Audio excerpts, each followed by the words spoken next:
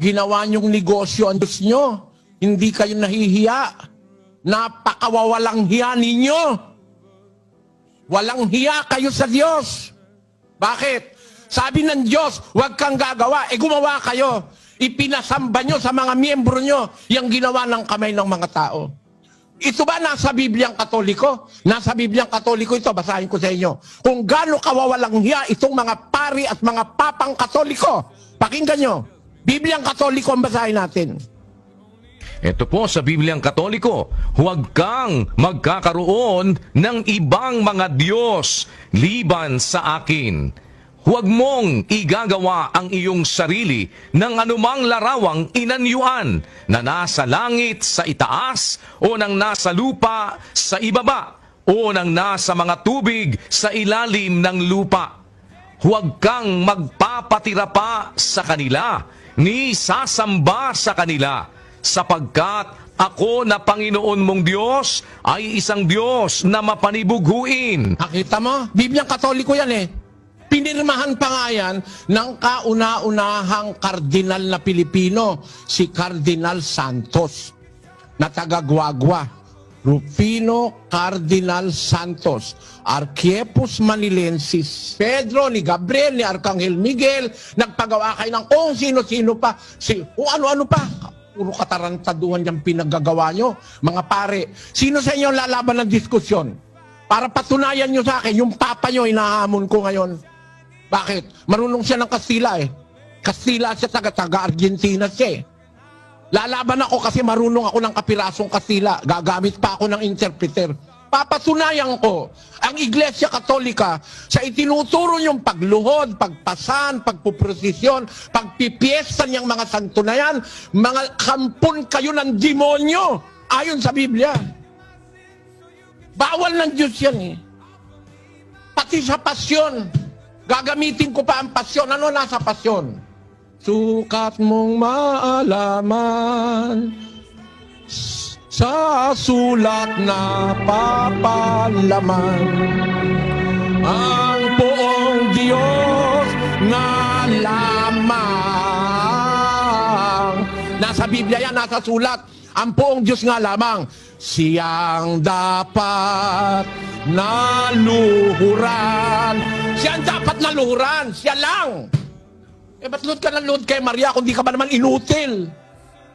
Ba't pumapayag kayo, mga paring Katoliko, luhod ng luhod sa bato, sa tanso, sa kahoy, luhod ng luhod sa mga tsyok, ang mga miyembro nyo? May malasakit ba kayo? Sa kaluluwa ng mga miyembro nyo, lahat ng paring Katoliko inahamon ko. Nasa Biblia yun eh, ayaw nyo pambasahin. Paano kayo ngayon nga magiging sabihin nyo, saserdote kayo? Anong saserdote? Saserdote kayo? Para sa kaluluwa ng tao, wala kayong pakialam ng miyembro nyo maimpyerno. Dahil pinayagan nyo at kayo pa ang promotor na sambahin si Maria. Hindi naman Diyos yan eh. Sambahin si Pedro, hindi Diyos yan, tao lang yan. Anghel nga bawal sambahin eh. Anghel na bawal pansambahin eh. Bawal lumuhod sa anghel. Nasa Biblia, di nyo binabasa. Napakawalang hiya nyo mga pare. 22:8. At akong si Juan, ako ang nakarinig at nakakita ng mga bagay na ito. At ng aking marinig at makita, ay nagpatira pa ako upang sumamba sa harapan ng anghel na nagpakita sa akin ng mga bagay na ito. At sinasabi niya sa akin, ingatan mong huwag gawin yan. Ako'y kapwa mo alipin at ng iyong mga kapatid na mga propeta at ng mga tumutupad ng mga salita ng aklat na ito. Sumamba ka sa Diyos. Yun nga ang anghel. Nakita ni Juan anghel na makapangyarihan. Nagpatira pa siya, lumuhod siya. Sabi ng anghel, huwag mong gawin yan. Huwag mong gawin yan. Ako rin alipin. Anghel na yan ha. Pagkatapos papaluhurin mo yung miyembro mo sa bato. Kundi ka gago. Napakawalang hiya mo. Ikaw pari ka ha. Wala kang tigil paninira sa akin. Gago ka. Sinasabi ko sa ere, sa buong mundo. Gago ka, paring Cebuano. Biro mo miyembro mo, kinukonsinti mo lumuhod sa bato. Anghel na nga eh. Buhay na anghel. Ayaw pumayag kay Juan na huwag kang lumuhod sa akin. Yung buhay na Pedro, lumuhod si Cornelio, hindi pumayag si Pedro. Basa. Nasa Biblia ito eh. Nasa Bibliang Katoliko ito eh. Pagpakinggan nyo sa 10:25 ng gawa.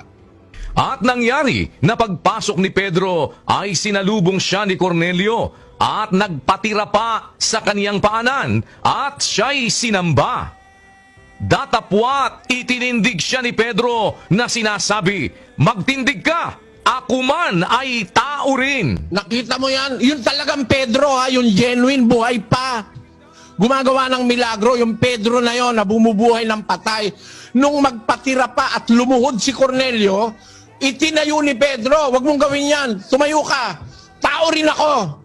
Sabi naman ng anghel, "Ako kapwa mo alipin, pareho lang tayo, wag mo akong luhuran." Sumamba ka sa Diyos.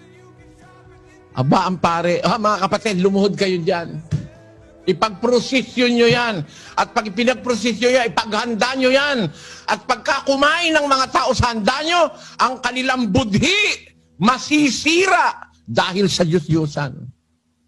Naintindihan nyo ba ito, mga kapatid? Tinuro ba sa inyo ito ng pare?